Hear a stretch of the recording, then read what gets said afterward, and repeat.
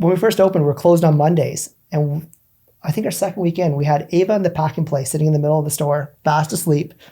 We were holding a lead. We're trying to organize something. And like a group of 6 or 7 people come up to our door. They're like, hey, can we get ice cream? We're like, okay, sure. We're not going to turn a customer away. We opened our door, and it was the craziest thing because it was members from the local community council. And I remember one of them offered to hold our baby. So here's these strangers, and I remember Chris was handing over our baby. So I could scoop. and people just kept coming in, but we had this line formed around a pack and play, and our baby just being handed down. Yeah. And it was like the weirdest thing. But I think so as far as failures go, just I think marriage-wise, that was challenging for sure, right? Absolutely. Yeah. You probably is the challenge working together while being married together and being partners? Yes. Sure. While trying to figure out how to raise kids, right? It's all new to us, and that's a challenge. Yes, a new business, new family. But I think it's hard because when you have employees, when an employee makes a mistake, you're like, hey, Ryan, why'd you do that? Yeah. When your spouse is like, seriously? Yeah. Like, how'd you do that? And you got to catch yourself. Like, it's so easy to put your wife in the employee box. But you treat them worse than your employees. Like with the employees, like, hey, what happened? Or it's your spouse, like, really? Why'd you do that? And it's, I think maybe some of the cut downs and we've definitely worked through that. Yeah. I think we're still working through that. Still working through some of that. Yeah. Patterns, right? Patterns we have patterns the past that we do. Yeah. Because you guys have, I know, like grown tremendously. Yeah. And because you're analytical, numbers driven. Yes. Carissa, you're very people oriented and love the people. Yeah. Slow, sensitive. Yes. in a great way. And and you're like the kind of the thermostat for the business. Yeah.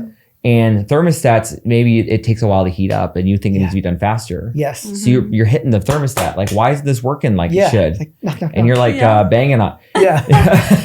Yeah. I think with Carissa too, your strength fighters, belief and empathy are her 2 strongest. Yeah. Empathy and belief are my 2 bottom. Okay. Like out of 50 or however many they are. Yeah, exactly. So you picture that trying to work together. I'm like, just go do like you said. Yeah. So by what I'm hearing you guys say is that as a married couple, one of the biggest things that you're learning is 1, self-awareness. Yeah. For sure. Self about who you are. Okay. And because we always think we're the greatest most times. Yeah. Most times we think we have the greatest strengths. Yep. And why don't you think like me? Yes. Of course the numbers work Amen, like this. Ryan, right? yes. Yeah. But in reality, I agree. Yeah. In reality, like if it was just a bunch of Nindis and Ryans, this would be a nightmare of a place to be. Where's Sarah? I need Sarah. I need Sarah in here on my side. I know. But you guys are learning to not just be self-aware of your own strengths, but also each other's. Yes. Yeah. And kind of embracing each other's. Hey, fellow purpose-driven leaders. If you're loving what you're hearing, we need your help to keep spreading inspiration so others can unleash their purpose too. If you're finding value in our discussions about purpose, entrepreneurship, faith, and family, here's how you can support us. First off, hit that subscribe button right now to make sure you never miss an episode. By subscribing, you'll get notified every time we release a new podcast packed with wisdom and encouragement. Next, take a moment to share this episode with your friends, family, and followers. Whether it's a text message, a post, or a shout out, your recommendation helps us reach more people who are seeking inspiration on their journey. And finally, if you've been enjoying our podcast, we'd be incredibly grateful if you could leave us a review on your favorite podcast platform.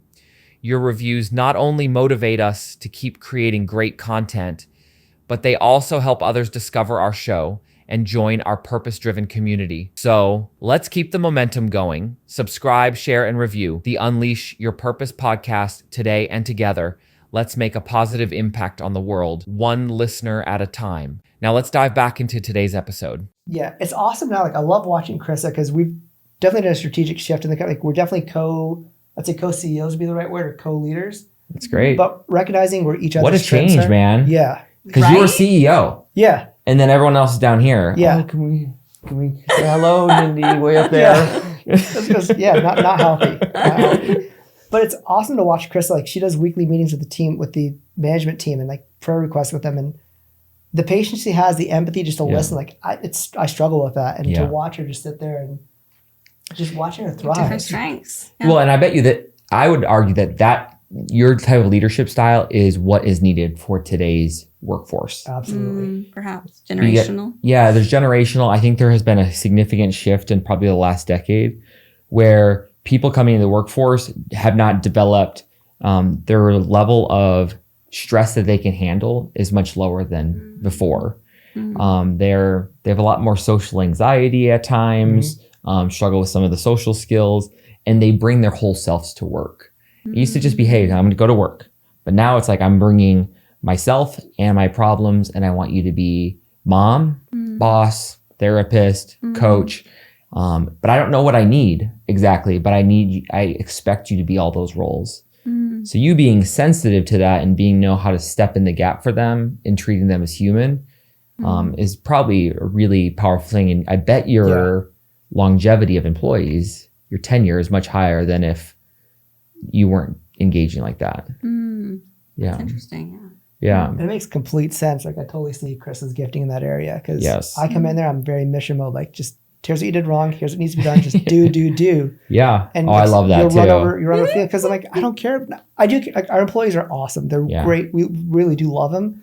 But when I'm in work mode, I don't care about feelings. I'm like, just get it done. You're able to put, your brain is very segmented. Yes. Yeah. There's this old book, like women's brains are spaghetti, men's brains are waffles. Yep. And we compartmentalize, like waffles are like in a square. We can think in each little square. And then this is my work brain. Okay.